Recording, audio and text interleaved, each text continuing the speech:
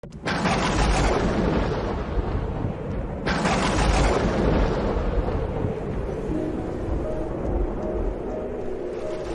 Seigneur soit avec vous. Et avec votre esprit. Évangile de Jésus-Christ selon saint Matthieu. Gloire à toi, Seigneur. Ce jour-là, Jésus était sorti de la maison et il était assis au bord de la mer. Auprès de lui se rassemblèrent des foules si grandes qu'il monta dans une barque où il s'assit. Toute la foule se tenait sur le rivage. Il leur dit beaucoup de choses en parabole. Voici que le semeur sortit pour semer. Comme il semait, des grains sont tombés au bord du chemin, et les oiseaux sont venus tout manger. D'autres sont tombés sur le sol pierreux, où il n'avait pas beaucoup de terre. Ils ont levé aussitôt, parce que la terre était peu profonde. Le soleil s'étant levé, ils ont brûlé, et faute de racines, ils ont séché. D'autres sont tombés dans les ronces ont poussé et les ont étouffés. D'autres sont tombés dans la bonne terre, et ils ont donné du fruit à raison de 100, 60 ou 30 pour un. Celui qui a des oreilles, qu'il entende. Acclamons la parole de Dieu. Louange à toi, Seigneur Jésus.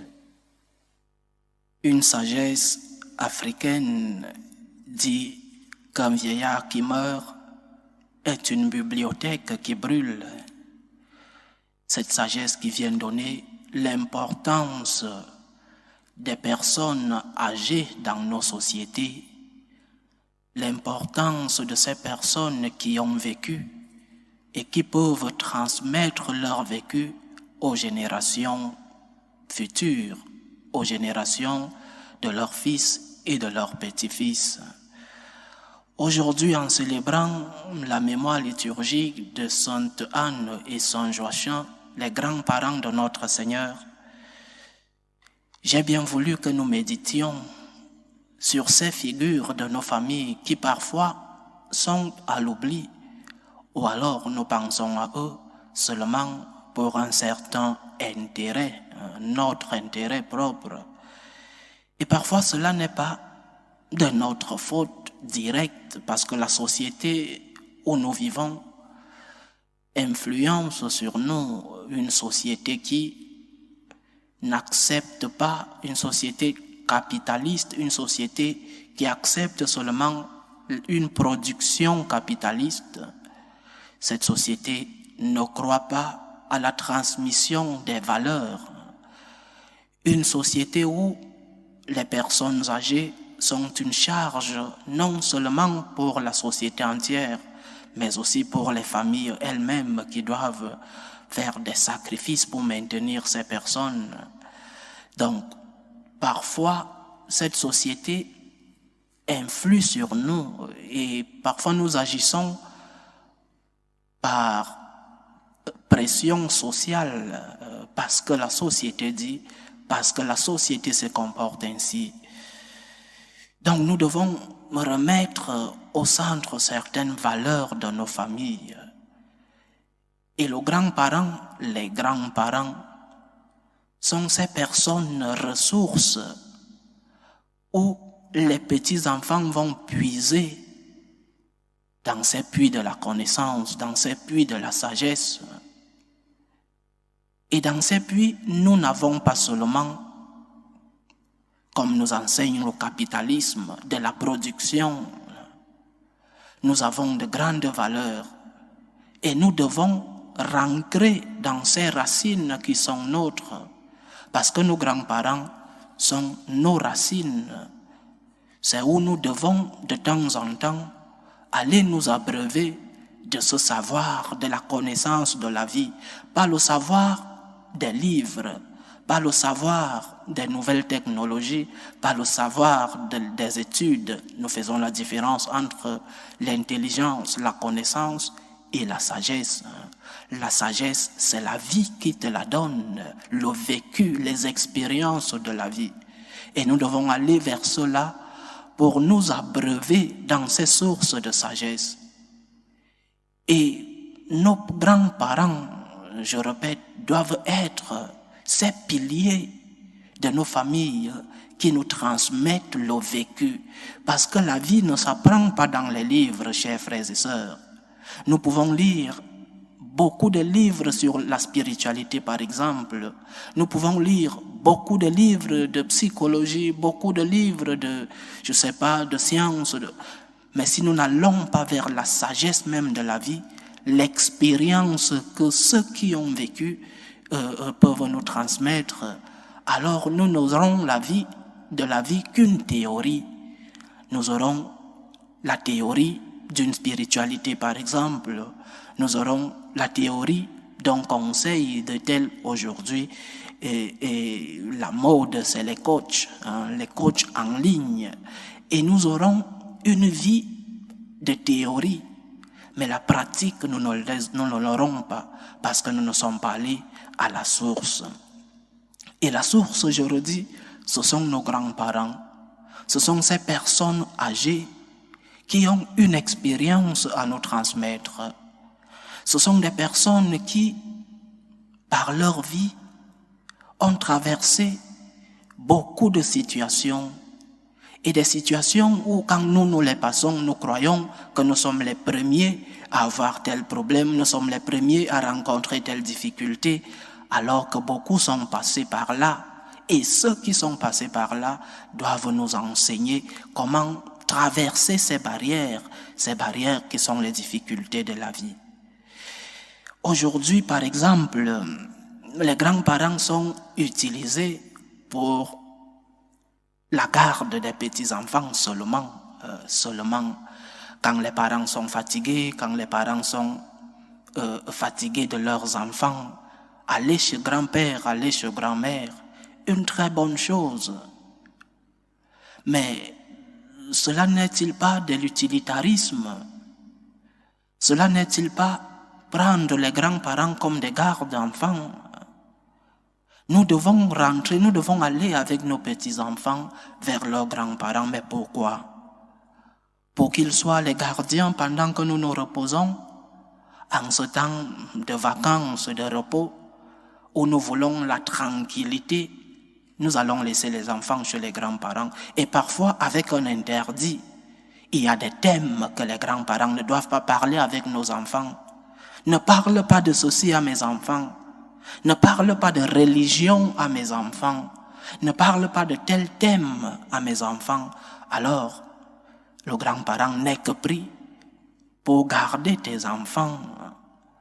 Chers frères et sœurs, il y a des thèmes, il y a des concepts que les grands-parents doivent nous transmettre. Par exemple, leur vécu de la foi, la transmission de la foi. Et je ne parle pas là seulement de la foi chrétienne, surtout, oui, mais je parle de la foi, cette grande foi qu'ont ces grandes personnes, ces personnes anciennes. Et nous devons, dans cette société où le spirituel, le consacré, dans cette société où les enfants ne croient plus en l'existence d'une force surnaturelle, nous devons rentrer vers les sources de ceux-là qui ont un âge, qui ont vécu la foi. La transmission de la foi est nécessaire pour les petits-enfants. Parce qu'aujourd'hui, nos États veulent nous enlever la responsabilité de l'éducation de nos enfants. L'éducation maintenant est responsabilité de l'État. Et c'est à l'école, au collège, à l'université qu'on doit tout apprendre, tout enseigner aux enfants. Et dans des sociétés où nous sommes, où les cours de religion n'existent presque plus, où on ne parle plus de Dieu, de l'existence d'êtres supérieurs dans notre société, les grands-parents sont ce foyer, les grands-parents sont ces piliers qui doivent montrer aux générations futures, aux générations qui sont en train de monter, l'importance de la croyance, l'importance de la foi. Parce que c'est grâce à leur foi qu'ils se sont maintenus debout. C'est grâce à leur foi qu'ils ont pu avoir des familles solides. C'est grâce à leur foi qu'il n'y a pas eu de divorce, par exemple. Ils ont pu supporter les problèmes de la vie grâce à leur foi. C'est parce qu'ils avaient foi en Dieu. C'est parce que leur vie était cimentée dans la foi chrétienne. Maintenant, je viens sur la foi chrétienne. C'est parce que ces vies-là, de ces personnes âgées, étaient d'une grande foi chrétienne qu'ils ont supporté les problèmes de la vie, les problèmes de foyer, les problèmes de travail. Et nous devons aller vers eux pour demander leurs secrets, pour demander leurs conseils.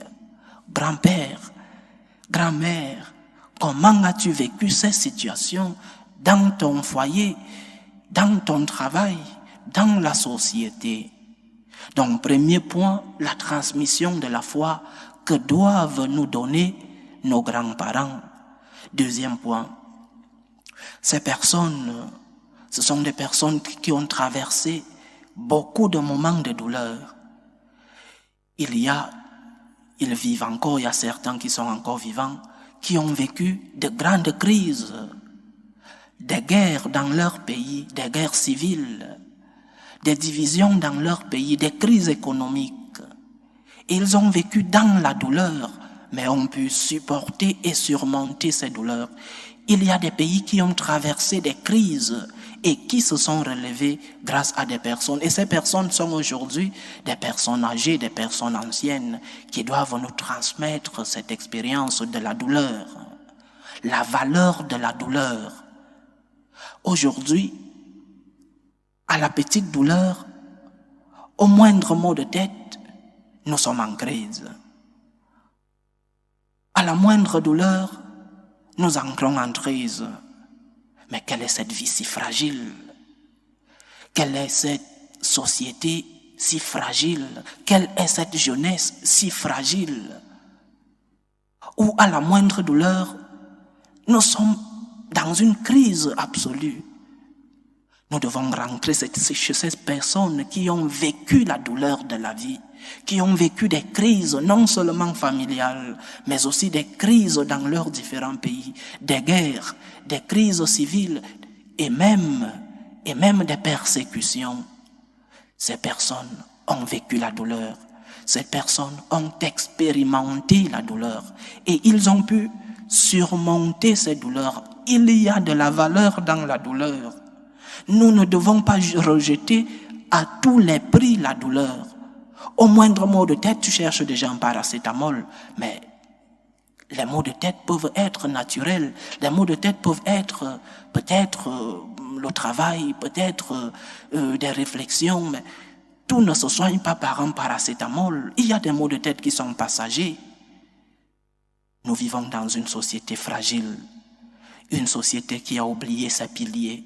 Et ces piliers sont, entre autres, les personnes enseignent, ces personnes qui ont expérimenté la douleur. Et ces personnes doivent nous transmettre, quand nous allons vers elles, la valeur de la douleur. La douleur, la souffrance n'est pas que négative. Nous pouvons tirer quelque chose de positif dans la douleur, chers frères et sœurs. Et le troisième point, l'importance du pardon. Je parlais des crises familiales. Aujourd'hui, les couples, à la moindre discussion, on cherche le divorce. À la moindre discussion, on veut se séparer. À la moindre discussion, on prend une pause. C'est la mode aujourd'hui, la pause. Chacun va vivre chez lui, la pause dans les foyers. Ces personnes qui ont 50 ans, 60 ans, 70 ans, des vies communes, des vies matrimoniales. Croyez-vous que ces personnes n'ont pas eu de problèmes dans leur foyer? Croyez-vous que ces personnes n'ont pas eu de discussions dans leur foyer? Mais c'est vivre dans le rêve. Ces personnes, chaque jour, parfois, ont vécu avec des personnes avec des caractères difficiles, avec des personnes différentes de leur point de vue. Mais l'amour qui était entre ces personnes était plus fort que la division. L'amour qui a uni ces personnes était plus fort que la haine, que les rancœurs. Et ils se pardonnaient.